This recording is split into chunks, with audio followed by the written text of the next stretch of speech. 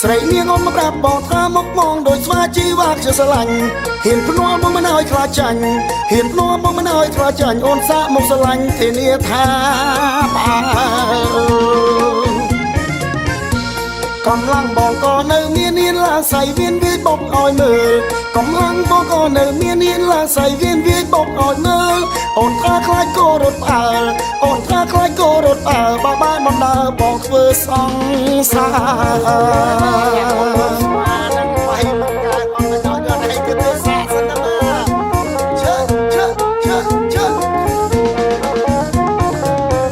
មកដោយស្វាមុខបងដូចស្វាតែចេះដាំបាយចេះជួយស្រ័យមកចេះតាមការពីអង្គរៈពុំងាយវាយមុខឲ្យងាប់ទៀតចេញក្រៅមុងរែកទឹកដាក់ពីងហៀដល់ធុងជួយកាប់ដីជុបផ្ទះបោកអាវលៀងក៏ដប់បាវថែមដករងបងមិនស្រ័យធ្ងន់ការងារនឹងតើតូចតន់រកពីណាទ្រាំធ្វើបានអត់ធ្វើបានដូចបងទេណា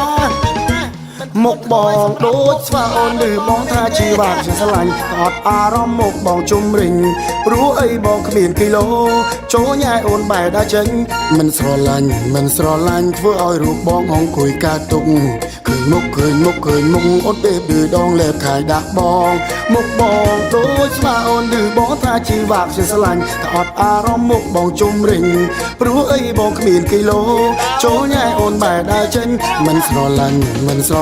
ធ្វើឲ្យរូបបងអង្គុយកើតទុកឃើញមុខអូនពេលឌឺដងលែបខាយដាក់បងថាមុងដូចស្វា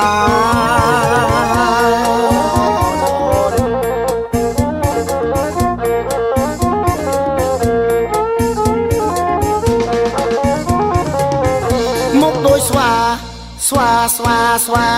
មុខបងដូចស្វាតែចេះដាំបាយចេះជួយស្រ័យមកចេះតាមការពីអង្គរៈពុំងាយវាយមុខឲ្យងាប់ទៀតចេញក្រៅមុងរែកទឹកដាក់ពីងហៀដល់ធុងជួយកាប់ដីជុបផ្ទះបោកអាវលៀងក៏ដប់បាវថែមដករងបងមិនស្រ័យធ្ងន់ការងារនឹងតើតូចតន់រកពីណាទ្រាំធ្វើបានអត់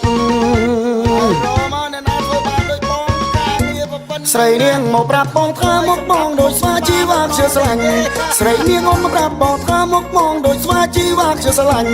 ហ៊ានភ្នាល់បងមិនឲ្យខ្លាចចាញ់អូនសាកមកស្រឡាញ់ធានាថាកំឡុងបងក៏នៅមាននាងឡាសៃវៀនវាយបុកឲ្យមើលកំឡុងបងក៏នៅមាននាងឡាសៃវៀនវាយបុកឲ្យមើលអូនថាខ្លាចគោរត់ផ្អើលបើបានមិនដើរបងធ្វើសង្សារប្រាប់ឲ្យថាដូចស្វាដូចបងនេះណាអូនស្អីក៏ចេះដែរអូនឯងទៅរកមនុស្សប្រុសណាមកដូចស្វាឲ្យចេះគុំសាប់ដូចបងអញ្ចឹងអូនឯងបើបានបងទៅសង្សារបាយគឺផ្អើពិភពលោកហើយ